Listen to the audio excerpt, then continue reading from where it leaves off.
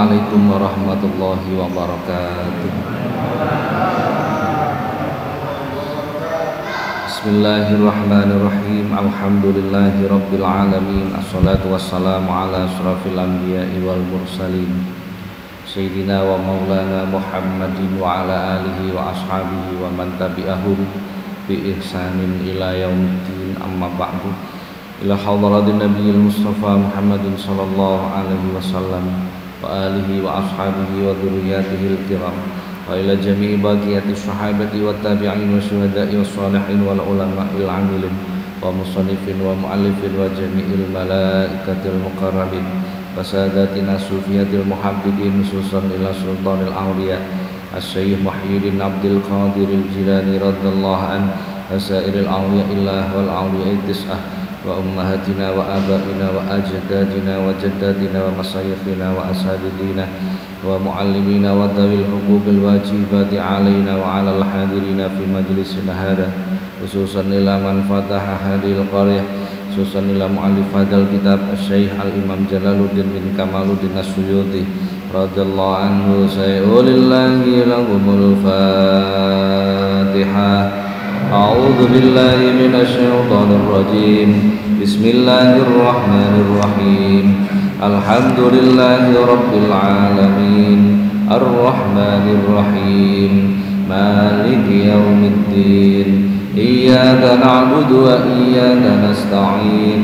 Ihdinas siratal mustaqim. Siratal ladzina an'amta 'alaihim ghairil maghdubi 'alaihim waladdallin. Amin. Para jamaah, alhamdulillah sore hari ini Allah kembali mempertemukan kita di majelis yang penuh dengan keberkahan ini. Mudah-mudahan apa yang kita laksanakan dicatat oleh Allah sebagai amal soleh. Amin Allahumma amin. Para jamaah, kita lanjutkan masih menerangkan bab ketiga tentang keutamaan bacaan Bismillahirrahmanirrahim. Hadis nomor 5. Bismillahirrahmanirrahim. Qala al-musannifu rahimahullah ta'ala wa nafa'ana Allah bihi wa bi'ulumihi wa a'ada alaina min barakatihi wa asarihi fid daraini amin. Al-hadisul khamisu minal asharati fi hadzal bab. Wa qala sallallahu alaihi wasallam lan dawuh Kanjeng Nabi sallallahu alaihi wasallam, innallaha astune Gusti Allah subhanahu wa ta'ala maha suci Allah wa ta'ala lan maha luhur sapa Allah iku zayana maes-maesi sapa Allah as-samaa ing langit bil kawakibi kelawan pira-pira lintang wa zayyana lan maes-maesi sapa Allah al malaikata ing malaikah bi Jibrila kelawan malaikat Jibril wa zayyana lan maes-maesi sapa Allah al jannata ing swarga bil khuri wal kusuri kelawan widodari lan istana wa zayyana lan maes-maesi sapa Allah al anbiya ing para nabi bi Muhammadin kelawan Nabi Muhammad sallallahu alaihi wasallam wa zayyana lan maes-maesi sapa Allah al ayamain pira-pira dina bi yaumil jumu'ati kelawan dina Jumuah wa zayyana lan maes-maesi sapa Allah al layaliya ing pira-pira wengi bi lailatul qadri kelawan lailatul qadar wa zayyana lan maes-maesi sapa Allah asyhura ing pira-pira wulan bi syahri ramadhana kelawan wulan Ramadan wa zayyana lan maes-maesi sapa Allah al masajida ing pira-pira masjid bil Ka'bati kelawan Ka'bah wa zayyana lan maes-maesi sapa Allah al kutuba ing pira-pira kitab bil Qur'ani kelawan Al-Qur'an wa zayyana lan maes-maesi sapa Allah Al-Qur'ana ing Al-Qur'an bi bismillahirrahmanirrahim kelawan kalimah bismillahirrahmanirrahim. Hadisnya cukup panjang. Para jamaah, Rasulullah sallallahu alaihi wasallam menyampaikan, sesungguhnya Allah Subhanahu wa taala itu menghiasi langit dengan beberapa bintang. Jadi bintang itu merupakan perhiasan langit. Perhiasan itu sesuatu yang menjadikan istimewa. Contoh, ono barang gak istimewa, tapi karena ditempeli perhiasan maka menjadi istimewa. Contoh, jenengan nek dikon milih becak karo Innova, pilih pundi jenengan? Mesti Innova. Tapi becake dilapisi emas 24 karat semuanya. Pilih pundi jenengan? Nah, ini perhiasan namanya. Jadi perhiasan itu menjadikan sesuatu menjadi jauh lebih berharga. Maka kemudian Allah itu menghiasi langit dengan beberapa bintang sehingga menjadi jauh lebih bermanfaat, lebih berharga. Umpama langit iku gak ana lintange, wis ireng ngono tok. Koyoke gak menarik. Dengan adanya bintang itu maka ketika nelayan di tengah laut pada malam hari dapat menentukan arah. Nah, banyak sekali fungsinya. Banyak sekali fungsi dari bintang niki wae. Sangat banyak bahkan. Dengan adanya bintang itu maka langit tampak menjadi indah, gak polos. Urip ya ngono, urip niku nek polos ya gak menarik blas. Ana kalane duwe-duwe, ana kalane utange akeh, itu menarik nggih. Ana kalane seneng, ana kalane susah, itu menarik. Urip kok seneng wis mesti gak menarik. Gak menarik. Dadi kok panjenengan mengalami ngoten niku berarti menarik. Ini harus dipahami nggih. Berarti urip kok susah tok gak menarik. Seneng kok gak menarik berarti. Seperti langit tanpa bintang jare arek sampeyan.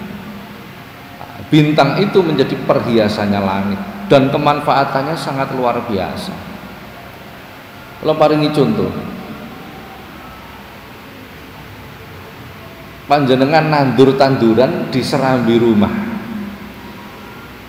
salap tenggene pot, tanamannya akan tumbuh. Tumbuhnya ini maka akan mengejar arah matahari. Leres mboten? Berarti matahari itu mempunyai kandungan energi. Demikian pula bintang. Ketika malam hari air laut niku ya napa kondisine? Pasang napa surut? Wah, gak tahu nang segara rupane sampean. Kenapa? Karena itu daya tarik gravitasi dari bulan dan bintang. Berarti mereka mempunyai energi. Makanya Allah Subhanahu wa taala ini seringkali dalam Al-Qur'an bersumpah, was-sama'i dzatil buruj, demi langit-langit yang mempunyai gugusan bintang. Ini sumpahnya Allah. Berarti ada sesuatu yang luar biasa. Ini surah Ar-Rahman itu was-samaa'a wa rafa'a wa wada'al mizan. Langit itu ditinggikan, ora katik dicagai. Wa wada'al mizan, kemudian dijadikan seimbang oleh Allah. Sehingga kehidupan itu bisa berjalan. Subhanallah. Berarti luar biasa. Wong-wong padha gupuh mepe awak barang itu kan gara-gara ada energi. Sekian tahun kita melupakan energi matahari, dilingke karo Gusti Allah. Nah, energi matahari itu mempunyai manfaat yang luar biasa.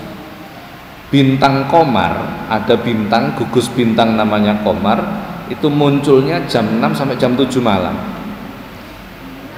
Bintang Qamar itu antara lain mempunyai khasiat oksigen. Energi yang dimunculkan itu pancaran oksigen. Engko nek wis jam 8 sampai jam 9 itu yang keluar namanya bintang Torik. Sama, masih oksigen juga. Nanti jam 10 sampai jam 11 malam namanya bintang Kawakib. Sama, itu masih oksigen juga. Nanti ketika jam 12 sampai jam 1 namanya bintang Mustari. Bintang Mustari itu pancarannya itu magnet. Wah, ini rada angel di ilmu nih. Pancarannya itu magnet. Jadi ada daya serap, ada daya gravitasi yang kuat. Mungkin nek pun sekitar jam 1 jam 2 malam itu namanya zat bintang buruj. Itu pancarannya itu kecerdasan, ilmu pancarannya, dan lain sebagainya. Itu antara lain pancaran-pancaran dari bintang. Sementara yang masih bisa dianalisa ini adalah sebagian khasiat dari pancaran matahari. Kalau dalam ajaran kita sudah diterangkan itu. Jadi, walaupun para ilmuwan belum menemukan, tapi ajaran kita sudah menyatakan seperti itu dan lain sebagainya.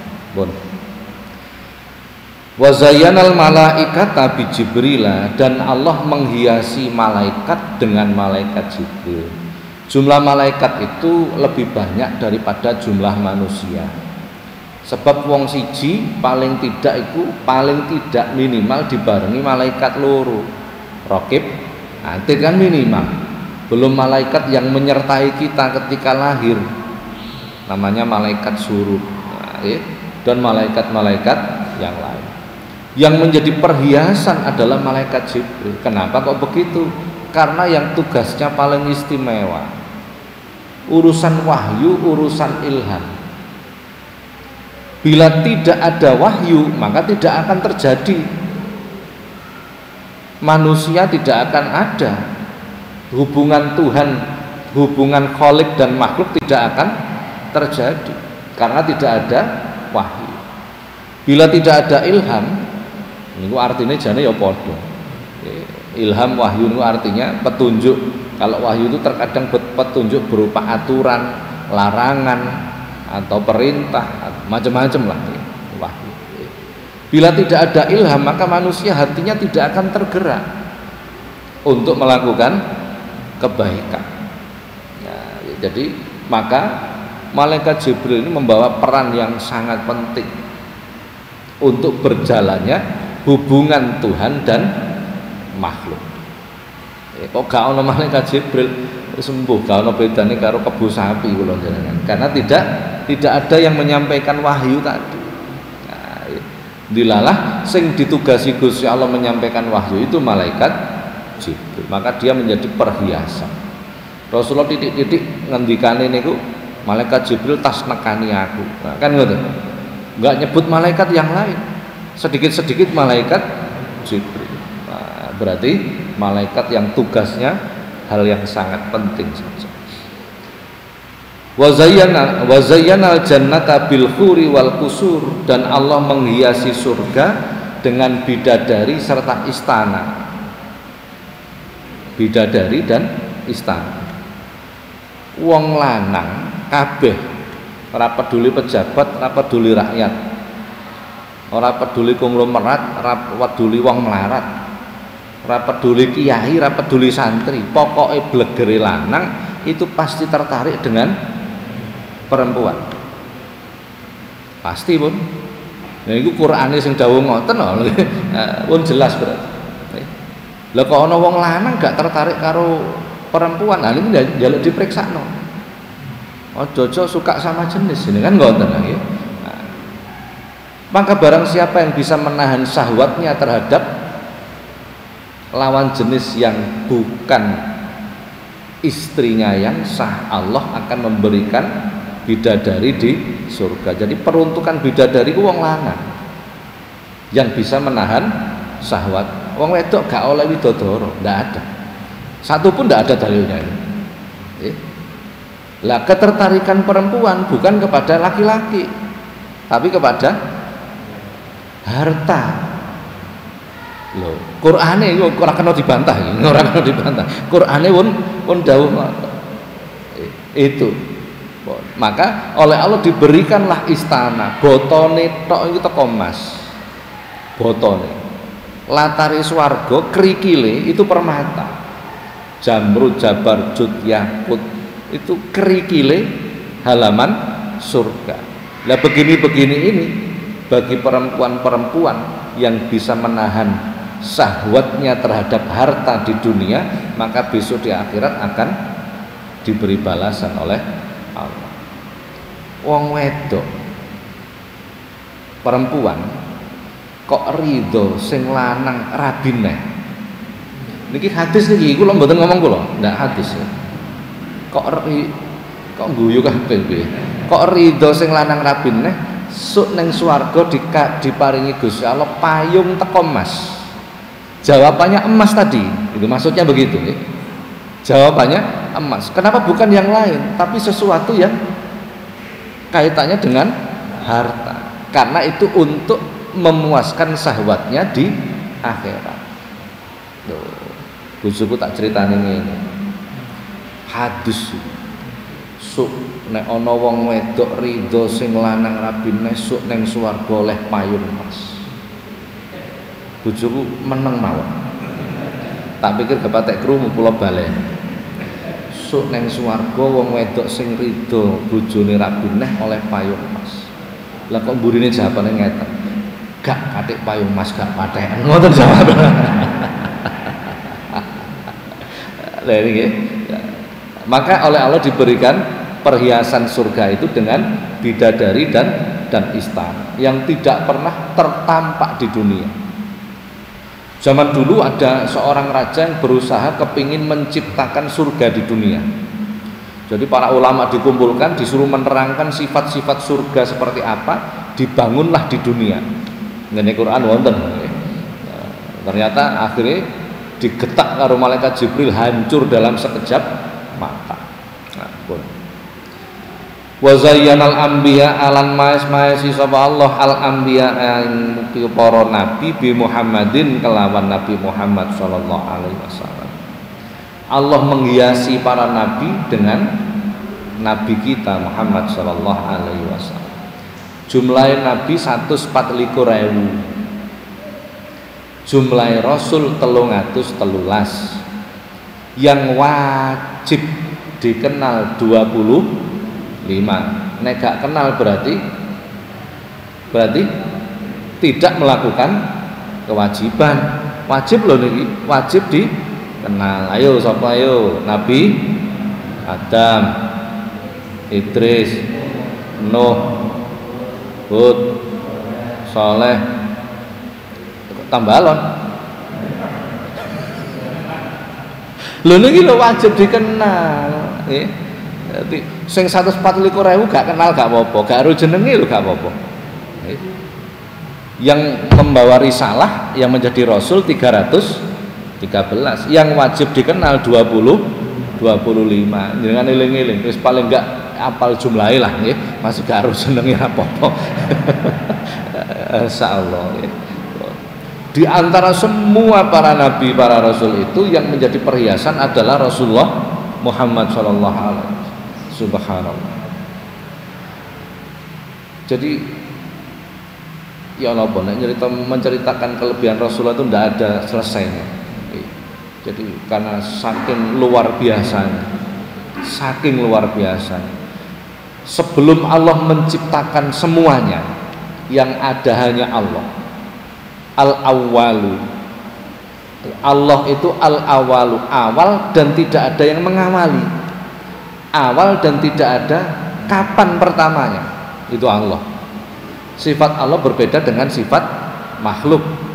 Dan makhluk pasti ada kapan pertamanya. Jenengan lahir pertama kali kapan lah? Itu pertamanya namanya. Allah tidak ada. Allah itu tidak ada zat yang awal dan tidak ada awalannya. Itu Allah. Al-akhiru, zat yang akhir dan tidak ada akhirnya. Itu Allah. Ketika Allah akan menciptakan makhluk, Allah membuat bahan baku. Arep gawe omah kudu siap bahan baku. Napa bahan bakune nek arep bangun omah niku? Duit. Nah ngoten nggih. Nah, duduk pasir duit. Nah, ana duite kena digawe tuku macam-macam. Bahan baku semua makhluk itu diciptakan oleh Allah, namanya Nur Muhammad. Nah, ini bahan baku semua makhluk. Maka semua makhluk pasti mengenal dengan kalau manusia dalam hati kecilnya pasti mengenal dengan Muhammad karena bahan baku. Nabi Adam ketika melakukan kesalahan kemudian diturunkan ke dunia, bertobat kepada Allah setiap hari, setiap saat membaca Rabbana dzalamna anfusana dan seterusnya, tidak berhenti. Setahun sekali beliau Nabi Adam mengunjungi Ka'bah untuk tawaf di sana. Setelah selesai tawaf keliling lagi dunia niki diubengi goleki bojone Ibu Hawa sambil bertobat kepada Allah. Nek wis masuk setahun sekali berkunjung ke Ka'bah, tawaf teng mriku. Niki selama 200 tahun tobatin Nabi Adam gak diterima. Sing tobat niku nabi lho, gak diterima. Mboten jamaah mukimuddin. Kalau wong jamaah mukimuddin maca istighfar sik sak wulan wis rumangsa di ngapura, ya berarti kan ngungkuli Nabi Adam. Sing tobat nabi, seorang nabi, bukan main-main. 200 tahun bertobat tidak diterima oleh Allah. Akhirnya dirubah doanya itu oleh Nabi Adam.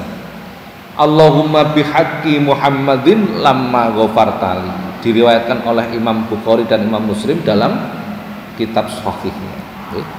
Ya Allah, aku mohon kepadamu dengan keberkahan Muhammad. Belum lahir Nabi. Nabi kita belum lahir ini.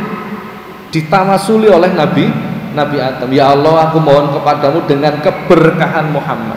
Lamma ghafartali, mudah-mudahan engkau berkenan mengampuni diri. Saat itu juga tobatnya Nabi Adam diterima. Kemudian Allah bertanya, Adam, kowe kok ngerti Muhammad saka ngendi? Nabi Adam bercerita, anu Gusti, zaman kula manggen teng swarga, setiap tiang-tiang surga ada tulisan Allah pasti bersebelahan dengan tulisan Muhammad. Panjenengan itu zat yang maha suci, maha agung, maha luhur. Kalau ada nama bersanding dengan namamu, pasti itu adalah bukan sembarangan. Maka ketika Nabi Adam bertawasul pada Rasulullah, barulah tobatnya diterima Allah. Niki Kanjeng Nabi durung lahir. Belum lahir sudah bisa ditawasul. Subhanallah. Hadis lagi, hadis qudsi bahkan Allah azza wa jalla dawuh, innal jannata muharramatun ala jami'i khalqi hatta yadkhuluha huwa wa ummatuhu. Sesungguhnya surga itu aku haramkan dimasuki siapapun sebelum dimasuki oleh Rasulullah Muhammad SAW beserta umatnya. Umatnya Nabi Ibrahim lebih dulu dari kita, tapi mlebu swarga insya Allah dhisik kula njenengan. Karena nabinya itu istimewa, maka umatnya pun istimewa. Rasulullah itu disebut khatamul anbiya, penutup para nabi, tetapi juga disebut imamul anbiya wal mursalin, pemimpin para nabi dan para rasul. Tidak ada satupun yang bisa mengawali masuk surga sebelum Rasulullah dulu. Setelah Rasulullah baru umatnya. Ketika Nabi Musa mendengarkan dawuh Gusti Allah tentang ini, bahwa yang masuk surga itu umat Nabi Muhammad dulu, Nabi Musa matur, ya Allah, jadikan aku nabinya umat itu. Nabi Musa minta dijadikan nabi kita. Allah kemudian menjawab, nabi yuha minha, nabi mereka dari zaman mereka sendiri, dudu zamanmu Musa.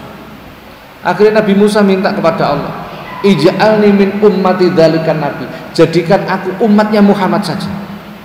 Sing dadi nabi niku kepingin dadi umatnya Rasulullah. Mudun pira derajat niku pun. Saking mulyanya umat Rasulullah. Lah kula jenengan lahir procot wis dadi umate Kanjeng Nabi kok matur suwun ae ra iso kebacut apa mboten ya. Masyaallah. Sing dadi nabi niku rela melepas jabatannya nabi hanya untuk menjadi umat Rasul. Saking istimewanya umat Rasulullah. Nek ndelok niki kula jenengan wajib nemen wajibe berterima kasih kita menjadi umat Rasul. Wonten malih. Wah, gitu ceritanya zaman Nabi Isa. Nabi Isa itu seorang nabi yang paling melarat. Nabi paling kaya Nabi Sulaiman. Jadi nabi sing keri dhewe di antara jajaran nabi sing keri dhewe mlebu swarga sok Nabi Sulaiman. Napa paling sugih. Jadi sing sugih-sugih niku mlebu swarga keri dhewe. Sing melarat-melarat iku mlebu swarga. Pilih pundi sampean? Bingung milih ya. Nabi Isa niku melarat, saking melarate rumah ndak punya. Bojo ra duwe Nabi Isa. Maka yang dilakukan beliau itu siahah. Siahah niku lelono. Napa lelono niku bahasa Nusantara? Berkelana. Suatu ketika oleh Allah ditunjukkan sesuatu yang istimewa. Nabi Isa ketika siakah itu mengembara melihat di puncak gunung itu ada batu yang memancarkan cahaya. Akhirnya diparani kali Nabi Isa naik. Begitu sampai di puncak gunung, beliau melihat batu yang begitu istimewa. Dengan memahami batu, ono watu niku watu koral, ono watu hitam, ono watune pasar, macam-macam nggih. Ada batu itu jamrud, yakut, normal, berlian, pancaran cahayanya begitu menakjubkan. Nabi Isa memuji-muji Allah karena takjub dengan ciptaan Allah. Gede watu dan itu gede, besar sekali. Kira-kira ya separuh masjid inilah kira-kira. Memancarkan cahaya, batu putih yang memancarkan cahaya. Nabi Isa memuji-muji Allah karena ciptaan Allah yang menakjubkan. Kemudian Allah berfirman kepada Nabi Isa, Isa, kowe gelem ora tak duduhi hal yang lebih menakjubkan lagi dari batu ini. Nggih Gusti. Jadi wong-wong alim niku nek melihat sesuatu ciptaan Allah yang menakjubkan, ingat kepada Allah, memuji-muji Allah. Orang-orang alim itu begitu. Ketika Allah menawarkan, kowe gelem ora tak duduhi yang lebih menakjubkan dari batu ini. Nggih Gusti. Nabi Isa menjawab. Maka batu ini terbelah, meletek. Ternyata di dalam batu itu ada orang. Enek wong salat. Nabi Isa wis gupuh. Mondar mandir kepingin takon tenggene wong niki wau. Suwi salate. Gak kaya kula jenengan. Tul mboten. Bar salat wiridan, bar wiridan donga. Nabi Isa wis tengah gak sabar. Begitu selesai berdoa, Nabi Isa langsung maju. Mantun nuluk salam terus bertanya. Man anta ya Syekh? Panjenengan niku sinten wahai orang tua? Maka orang ini menjawab, aku iki kawulane Gusti Allah. Manggon nang jero watu dikersakne Gusti Allah. Njenengan dahare dos pundi? Lamun aku luwe saka tekenku iki maka muncul buah anggur. Ini rezeki yang diberikan Allah kepadaku. Subhanallah. Coba urip nang jero watu mung ibadah tok. Karo Gusti Allah tetep diparingi rezeki. Niki salah satu ibrohnya. Bukan hikmah. Ada perbedaan antara ibroh dan hikmah pun kalau terangkan setahun yang lalu. Mboten kula baleni, insyaallah jenengan ya wis lali. Ini salah satu ibrohnya. Masih nang jero watu tetep diopeni Gusti Allah. Kok ana wong uripe nang jabane watu, khawatir urusan rezeki, kira-kira kebacut apa mboten? Burine kok gak enak. Jadi rezeki niku ditanggung oleh Allah. Wa ma min dabbatin fil ardi illa 'alallahi rizquha. Apapun yang hidup rezekina itu ditanggung oleh Allah. Tapi ya kudu ikhtiar. Wajib itu. Nggih. Cecek niku pangane napa? Cecek niku. Nyamuk. Niki gak masuk akal. Wong cecek niku ngremet tenggene tembok kok panganane sing mabur. Niki mboten masuk akal. Nggih. Tapi Allah berkehendak seperti itu, ya terjadi. Loh, itu tadi satu ibrah. Begitu Nabi Isa niku wau ditutui ngoten, Nabi Isa bertanya, "Nuwun sewu, jenengan niki mangget teng jero watu niki pun mulai dek kapan?" Orang tua ini kemudian menyebut, "Nabi Isa, aku ditakdir Gusti Allah manggon jero watu iki wis 400 tahun. 400 tahun ibadah tok ning jero watu. Wong jero watu wis gak iso nglakoni maksiat. Ngoten, ibadah terus." Maka Nabi Isa ini mempunyai prasangka, koyoke gak ono wong sing lebih hebat daripada orang ini, koyoke gak ono wong sing sama sekali tidak pernah maksiat, setiap hari mengisi kegiatannya hanya ibadah terus kepada Allah. Koyoke gak ono makhluk yang lebih mulia daripada ini. Ini prasangkanya Nabi Isa. Begitu Nabi Isa mempunyai prasangka seperti ini, kemudian Allah berfirman kepada Isa, "Nabi Isa, ono wong sing luwih hebat timbang wong iku ono." Nabi Isa langsung penasaran, "Sinten Gusti? Kula kepingin ketemu, kepingin kepanggih, kepingin sowan."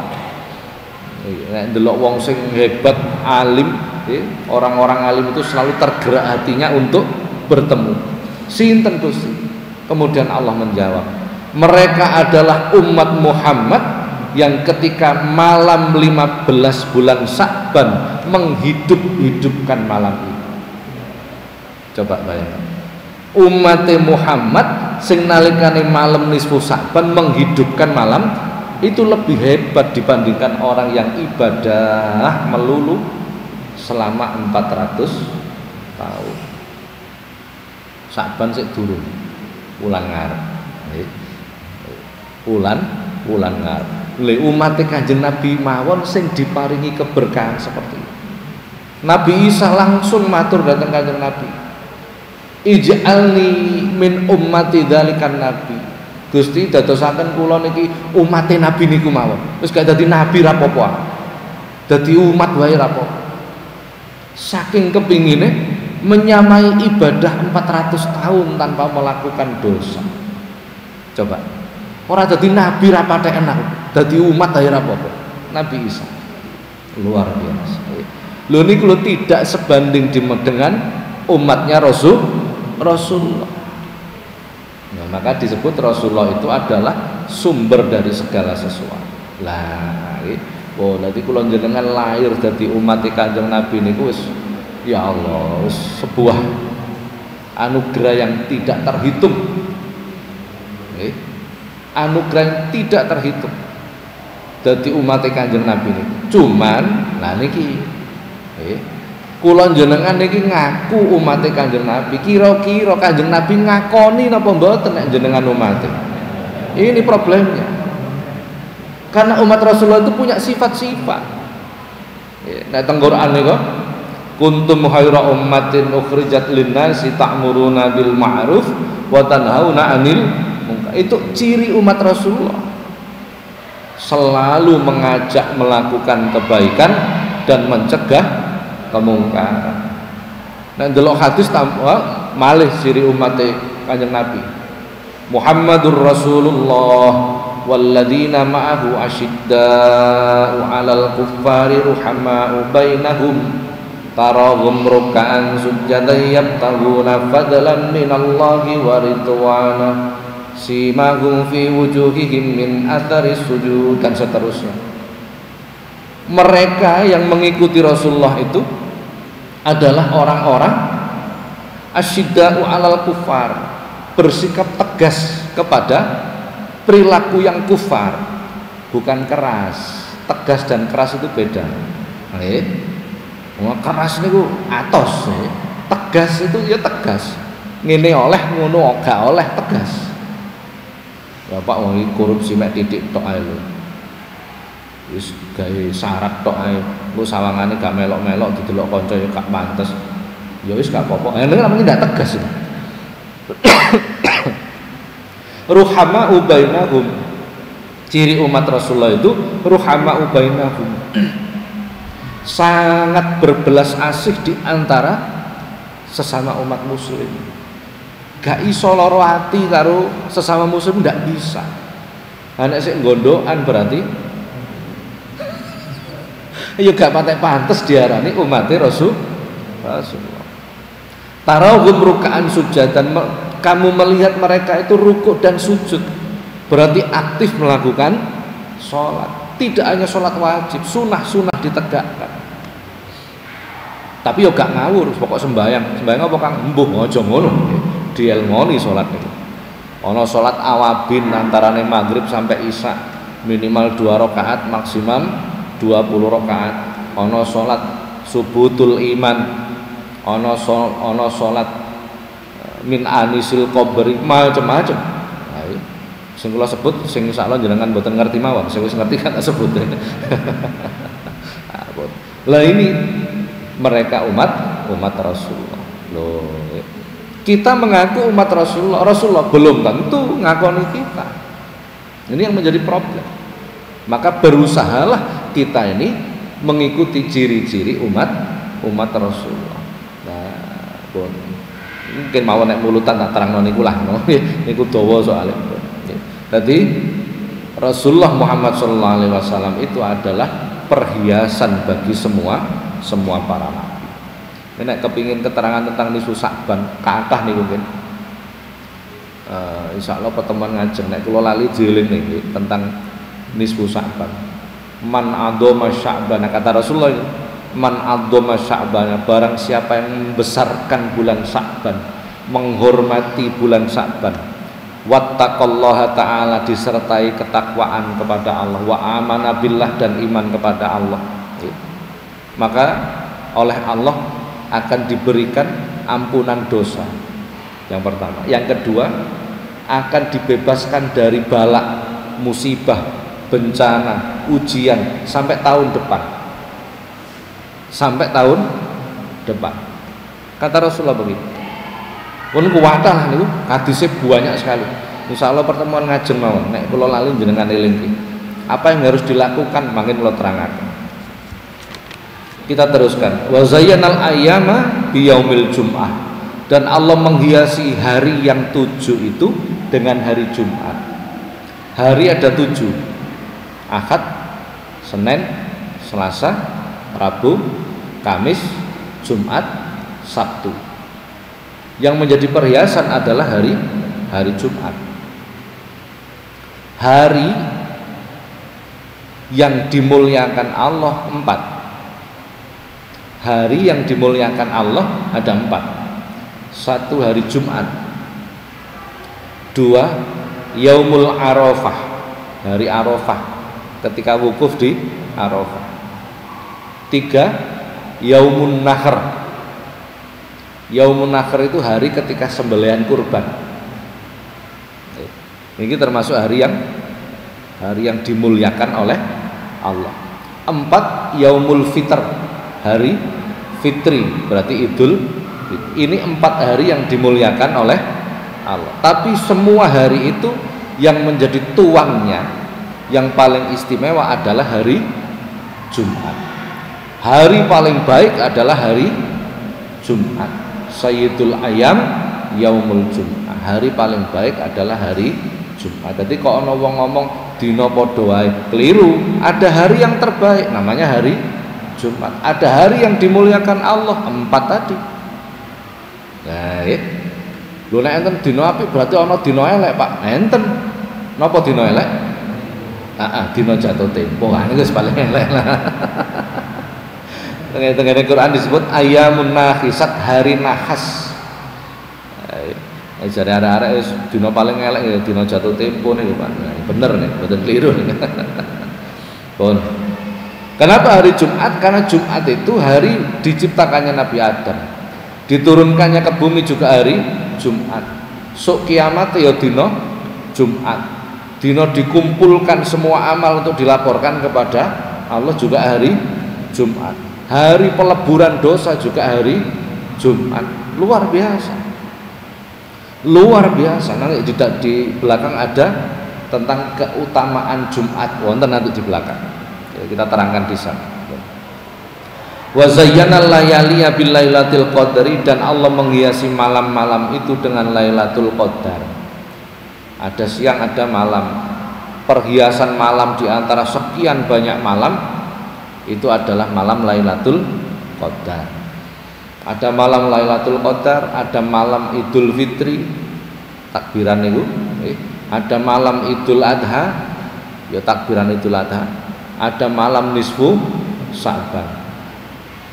Man ahya lailatan nisfi min syahri Sa'ban wa lailatal aidaini lam yamut qalbuhu.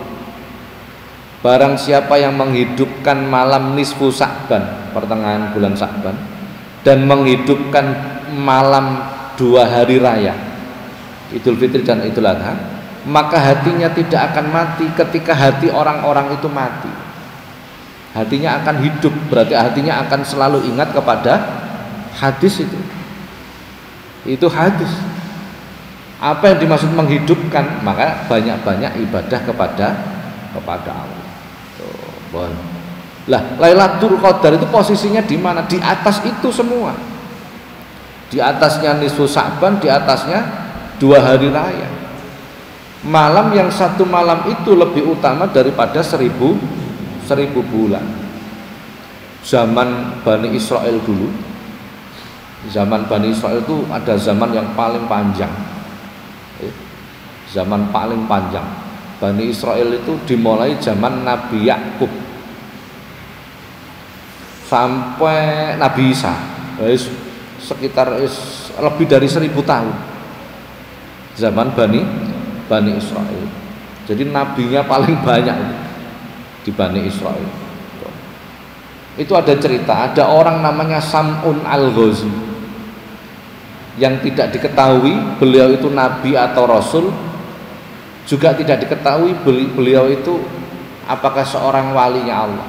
Tapi Rasulullah menceritakan ada orang namanya Sam'un al-Ghazi. Orang ini menghidupkan hari-harinya dengan banyak ibadah. Nek bengi melek, zikir, sholat dan lain sebagainya. Nek awan perang, karena sedang berperang melawan orang-orang kafir. Terus berperang. Senjatanya itu tulangnya onta. Tulangnya onta. Jadi nek perang niku karo poso. Sam'un al-Ghazi. Sam'un al-Ghazi akhirnya ditarik nama ini oleh orang barat sehingga disebut Samson niku wow. Ceritanya memang hampir sama begitu. Jadi akhirnya orang-orang kafir itu berusaha merayu istrinya Samson, akhirnya dicencang nganggo rambutnya. Memang begitu ceritanya. Nggih, begitu. Berperang selama 1000 bulan melawan orang kafir dengan tetap berpuasa, dan kalau malam menghidup-hidupkan dengan banyak ibadah. Ketika Rasulullah menceritakan ini, kemudian para sahabat bertanya, sungguh hebat orang itu, begitu banyak pahalanya. Tapi zaman riyen wong-wong alim itu nek didudui ana wong ahli ibadah iri, kepingin meniru. Nek kula jenengan kan terus mikir, temen ta ngoten tok nek kula jenengan nggih. Ya pancen seduduk kelas wong alim lah nggih. Akhirnya Rasulullah mengatakan, sahabat ini bertanya kepada Rasulullah, bagaimana dengan kita ya Rasulullah, apakah kita ini pantas masuk surganya Allah? Ibadah kita ini pas-pasan. Sam'un al-Ghazi itu 1000 bulan berperang melawan orang kafir, dibarengi puasa, malam harinya dihidup-hidupkan. Sedangkan kita ini nggak ngapa-ngapain, poso ya lak-laktung. Apa meneh jamaah zaman-zaman sekarang ini Ramadan mau sunah kaya gak poso. Maka Rasulullah pun menyatakan tentang surah Al-Qadar itu. Inna anzalnahu fi lailatul qadar.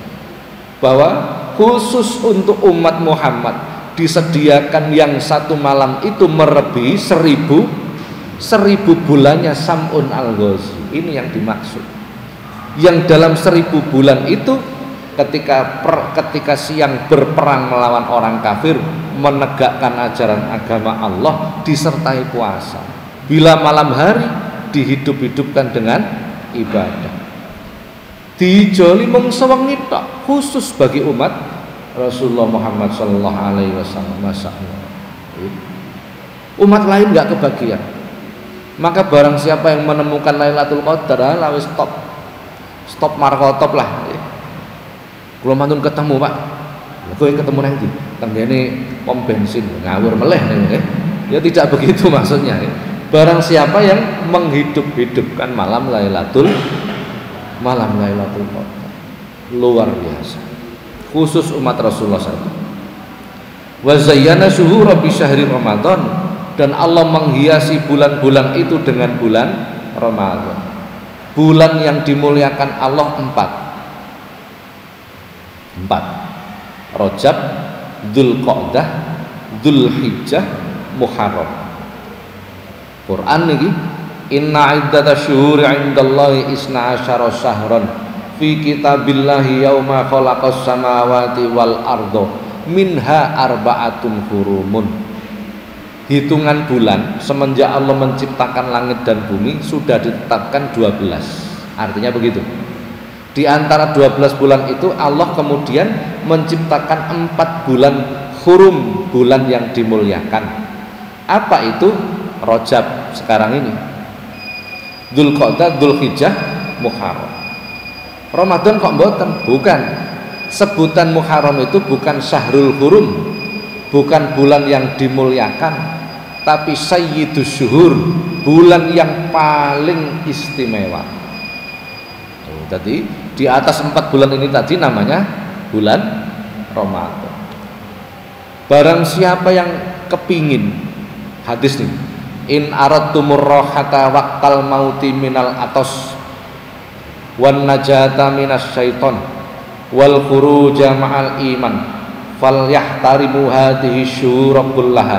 Barang siapa yang ingin ketika nazak tidak terasa haus, selama hidup mampu menang melawan pengaruh setan, wal khuruja ma'al iman, mati ini tetap nggawa iman, fahtarimu hadhihi syuhura kullaha, maka muliakanlah 4 bulan ini semua, Rajab, Dzulqa'dah, Dzulhijjah, Muharram. Sing telu urut. Dzulqa'dah niku wulan apa? Selo, Sawal, Selo besar suro yang dimuliakan Allah, Selo besar suro. Karo wulan Rajab sekarang. Barang siapa yang menginginkan itu semua, maka muliakan bulan-bulan ini semua. Caranya bagaimana? Bikasrotis syam, sing akeh poso. Wan nadam ala ma salafa minal asam, banyak-banyak bertobat. Wadhkuru khaliqal anam, banyak-banyak berzikir kepada Allah. Ini caranya memuliakan 4 bulan ini tadi. Sya'ban kok tidak termasuk? Ada sebutannya lagi Sya'ban itu. Nanti insya Allah pertemuan kita depan lah bahas tentang Sya'ban. Bon, itu Ramadan. Wa zayyanal masajida bil Ka'bah, dan Allah menghiasi masjid dengan Ka'bah. Semua masjid yang ada itu harus menghadap ke Ka'bah, menunjukkan persatuan umat. Pun ngoten mawon. Wa zayyanal kutub bil Qur'an, dan Allah menghiasi kitab-kitab itu dengan Al-Qur'an. Ini kalau terangkan jumlah kitab yang diturunkan Allah itu 106, semua diringkes dalam Al-Qur'an. Wa zayyanal Qur'ana bi bismillahirrahmanirrahim, dan Allah menghiasi Al-Qur'an dengan bismillahirrahmanirrahim. 160 kitab dan sukuf tadi diringkes dalam Al-Qur'an. Al-Qur'an diringkes lagi menjadi bismillahirrahmanirrahim. Top bismillah. Pas adzan gak kau benerang ngono-ngono. Pun ngoten riyen, untuk hari ini tidak ada pertanyaan. Ngapunten kula mboten nderek jamaah, ada keperluan. Terus saya langsung pamitan. Insya Allah pertemuan depan saya terangkan tentang nisfu Sya'ban. Nek lali jenengan elingke, mugi-mugi manfaat. Al-Fatihah.